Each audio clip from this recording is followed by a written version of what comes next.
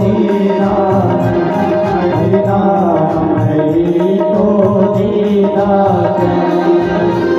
अमृत है हरि नाम जगत में, अमृत है हरि नाम जगत में, छोड़ विषय विष पीना क्या। हरि नाम नहीं तो जीना, हरि नाम नहीं तो जीना क्या।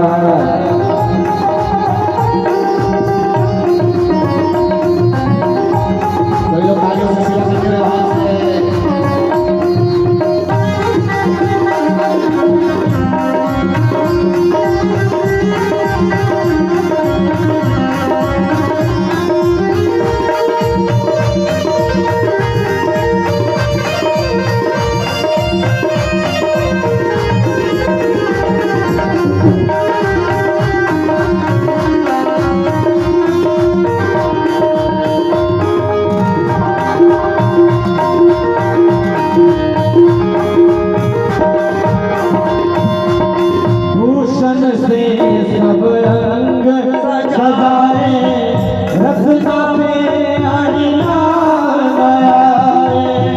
भूषण से सब रंग सजाए, रखना में आईना लगाए।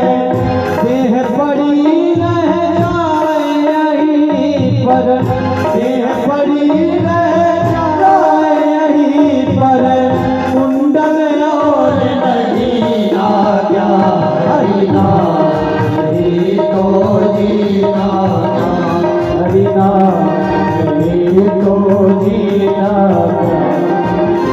अमृत है हरि नाम जगत में, अमृत है हरि नाम जगत में, छोड़ विषय विष पीना चाहे। हरि नाम नहीं तो जीना, हरि नाम नहीं तो जीना क्या।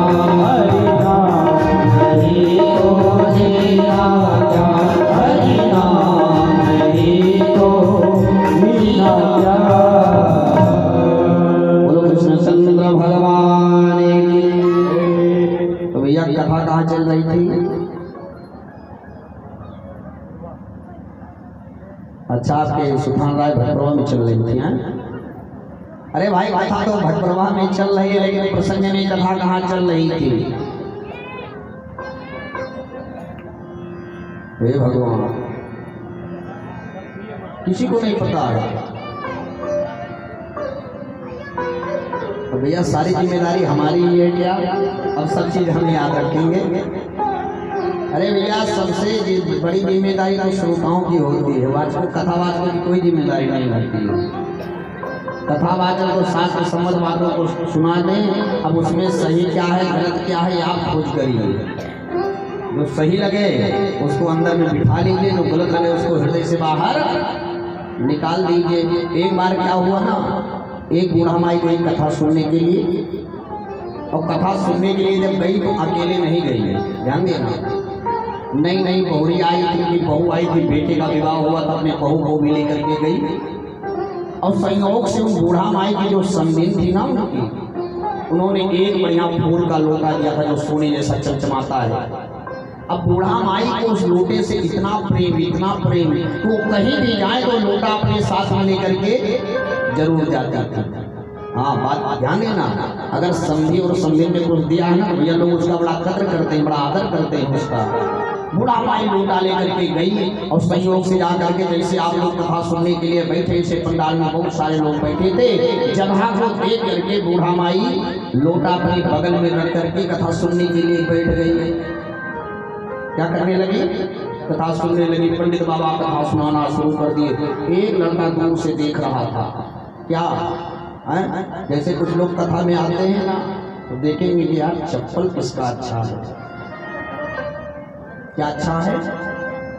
हाँ, एक कथा में पहुंच गए 6 महीने के लिए, फिर फुर्सत 6 महीने की गारंटी, 6 महीने फिर आपको चप्पल की आवश्यकता नहीं पड़ेगी। अब वो लड़का दूर से देख रहा था कि बूढ़ा माई कथा सुन रही है, लेकिन बूढ़ा माई का लोटा मुझे मिल जाए तो मेरा जीवन धन्य हो जाएगा, मुझे फिर नौकरी करने की कोई आवश्यकता नहीं पड़ेगी, क्योंकि लोटा किसका है? अरे सोने का लोटा है, अगर ये मिल जाएगा तो मेरा काम बन जाएगा।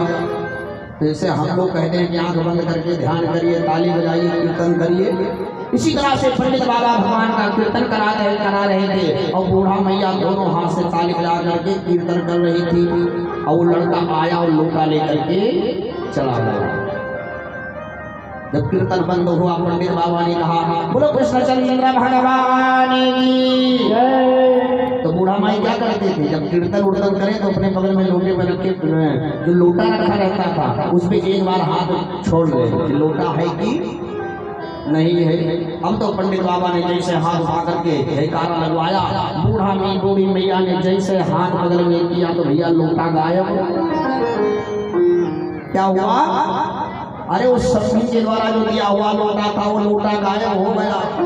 अब तो बूढ़ी माई तमतमा करके खड़ी हो गई और पंडित बाबा से कहने लगे कि बंद करो पंडित जी। अरे हाँ, हमारा लोटा चला गया, मेरे पंडित ने मुझे नेग दिया था, मेरा नेग चला गया। अरे बंद करो पंडित जी गीता रामायण, लौटा लेंगे हमारो नारायण। बंद करो पंडित जी गीता रामायण, लौटा लेंगे हमारो नारायण। बंद करो पंडित जी गीता रामायण, लौटा लइए हमारा नारायण। बंद करो पंडित जी गीता रामायण, लौटा लइए हमारा नारायण। बूढ़ी मैया तो पंडित बाबा को गाली देने तुम्हारे कथा में ला गए आग। क्या लगे? अरे तुम्हारे कथा में ला गए आग, वहां कथा भर जाए। यहाँ हमारा लोटा चला गया और कीर्तन के चक्कर में पंडित जी कथा को बंद कर देंगे। लेकिन बूढ़ी मैया बड़ी चतुर थी, क्या कह रही है कि बंद करो पंडित जी गीता रामायण, लौटा लइए हमारा नारायण। बंद करो पंडित जी गीता रामायण, लौटा लइए हमारो नारायण। लौटा लइए हमारो नारायण, लौटा लइए हमारो नारायण। अरे पंडित जी कथा को बंद कर दीजिए, कथा में ला गए आज, कथा जाए पर ना मैं कथा सुनने आती, वो आपके नारायण के चक्कर में, भगवान के चक्कर में, भगवान की कथा के चक्कर में मेरे संदिग्ध के द्वारा जो दिया हुआ लोटा था वो लोटा गायब हो गया। अब तो भैया कथा बंद हो गई। अरे भाई कथा चल रही है, कोई खड़ी हो जाए बीच में देवी जी और उल्टा सीधा बात करने लगे तो बोलो कथा बंद होगी कि नहीं होगी? कथा बंद हो गई।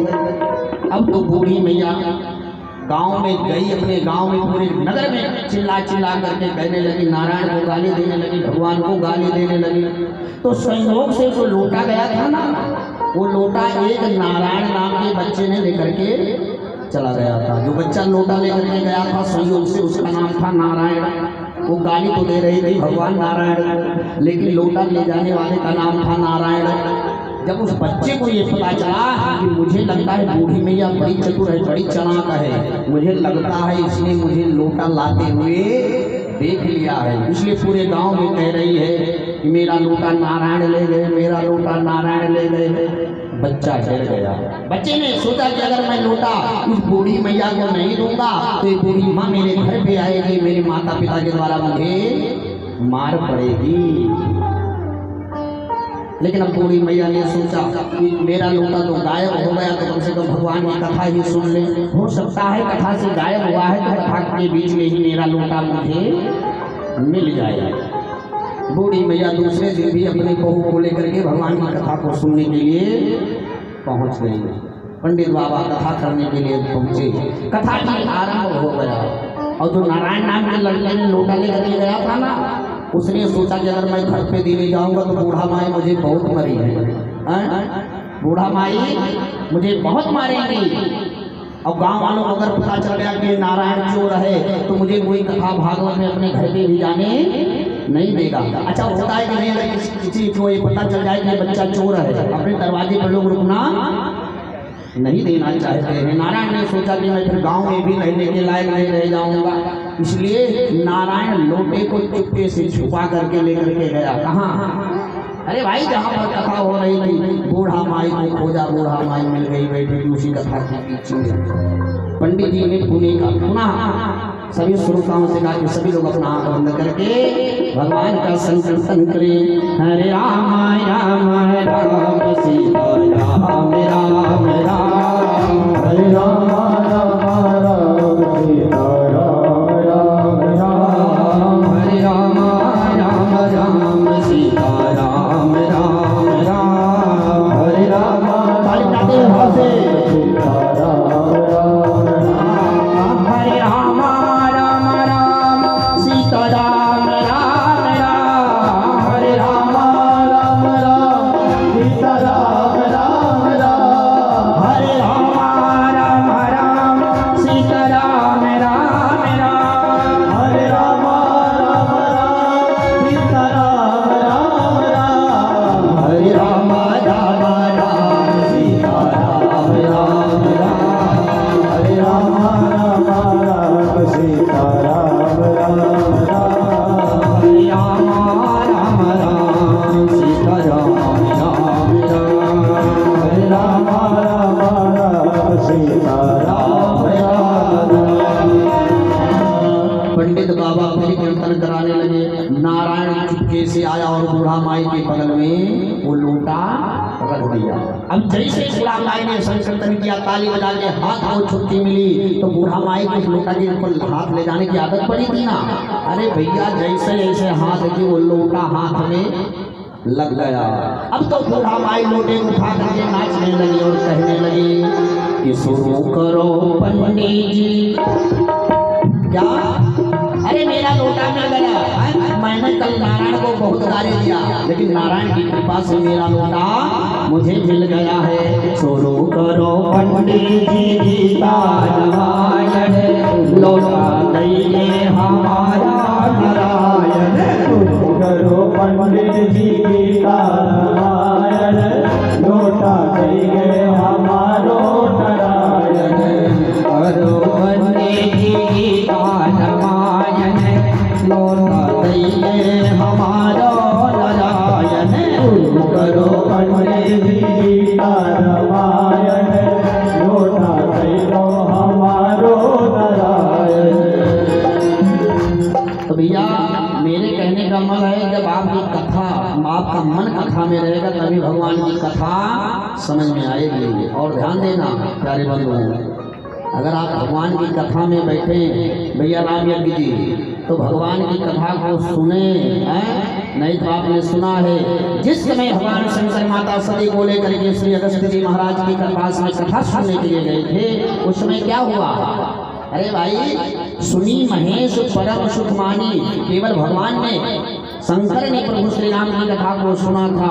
माता सती कथा के पंडाल में तो बैठी थी, व्यास जी के सामने तो बैठी थी, लेकिन भगवान की कथा से वंचित रह गई, जिसके कारण माता सती को अपना प्राण देकर के उसका कीमत चुकाना पड़ा। इसलिए कथा में भाई साहब बैठिए, माई बाप तो कथा को मन ही में रखिए। मैं कह रहा था कि मत गीते रूपे कल्पितम वितृष्णः।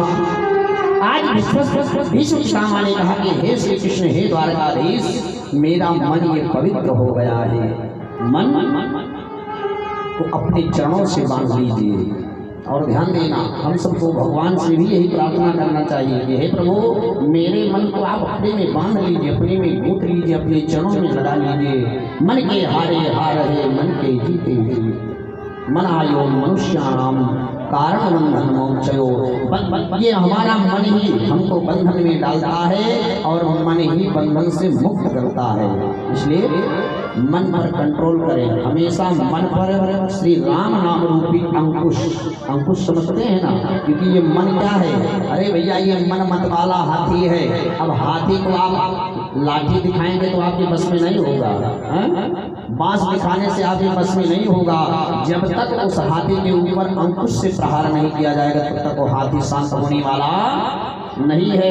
इसी तरह से कभी भी आपका मन बदले, आपका मन भागे, आप कथा में बैठे कथा से बाहर जाए तो राम नाम रूपी अंकुश से मन के ऊपर प्रहार करना, मन आपका शांत हो जाएगा। भगवान की कथा आपको सुनने देगा, कथा का फल आपको प्राप्त करने देगा। बोलो राधे राधे। हे भगवान। अरे भाई आज आप लोग डिस्चार्ज हैं, आज तो मौसम भी ठीक है। बात जोर से बोलिए ना, कम से कम मेरी माता रानी को सुनाई तो पड़े। ये माता रानी दुर्गा जी कौन है? अरे भाई ये कोई और नहीं है, राधा रानी ही दुर्गा जी है। दुर्गा जी के हम लोग गाते हैं ना कि उमा रमा ब्रह्माणी तो राधा रानी, प्रभु तू राधा रानी।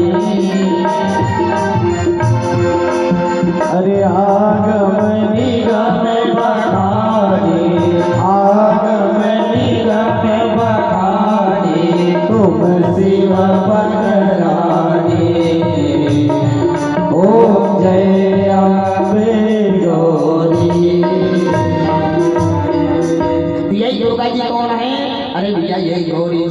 काली है, ये दुर्गा है, ये राधा है, ये सीता है, ये गीता है, ये सावित्री है, ये गंगा है एक विभिन्न स्वरूपों में प्रकट हो गई। इसलिए जोर से बोलिए राधे राधे। वाह भाई, बहुत बहुत धन्यवाद। श्री भीष्म पितामह जी महाराज ने भगवान के श्री चरणों में प्रणाम किया। भीष्म पितामह जी को वरदान था कि जब आप चाहेंगे मरने के लिए तभी मरेंगे। और उस समय संयोग से भगवान भास्कर दक्षिणायन हो गए थे। ध्यान देना, दक्षिणायन में मरने वाले व्यक्ति की कभी गति नहीं होती, मुक्ति नहीं होती है। जब भगवान भास्कर उत्तरायण रहेंगे तभी मुक्ति होती है। इसलिए और ये मेरे नारायण कौन है, मेरे गोविंद कौन है, मेरे माधव कौन है?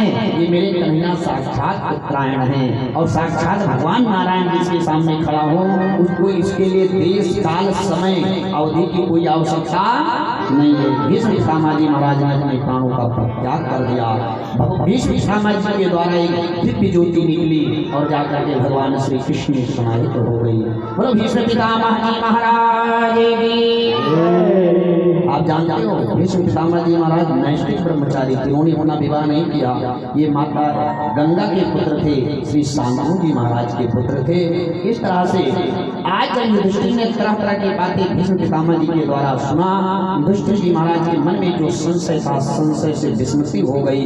अब श्री युधिष्ठिर जी महाराज को अभयत्व प्रदान हो गया। श्री युधिष्ठिर जी महाराज ने स्वर्ग के लिए जाना आरंभ कर दिया, पंच पांडवों द्रौपदी कुंती को लेकर के। लेकिन श्री युधिष्ठिर जी महाराज धर्म के स्वरूप थे, इसलिए केवल स्वर्ग में केवल युधिष्ठिर जी महाराज ही गए।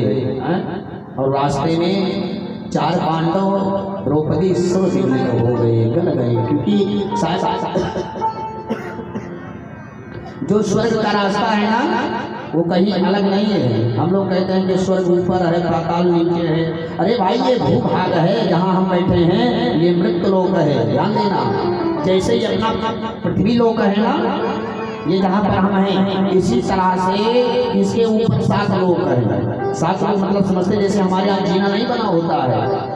अरे भाई स्टेप बाई स्टेप जीना पे हम लोग चढ़ते हैं, उसी तरह से ये 7 जो लोक हैं, ऊपर 7 लोक हैं। भूर्भुवः स्वः मह जना तपलोक सत्यलोक। ध्यान देना, भूर्भुवः स्वः मह जना तपलोक सबसे ऊपर सत्यलोक है। और इसके नीचे 7 लोक है, अतल वितल सुतल तलातल रसातल महातल पाताल।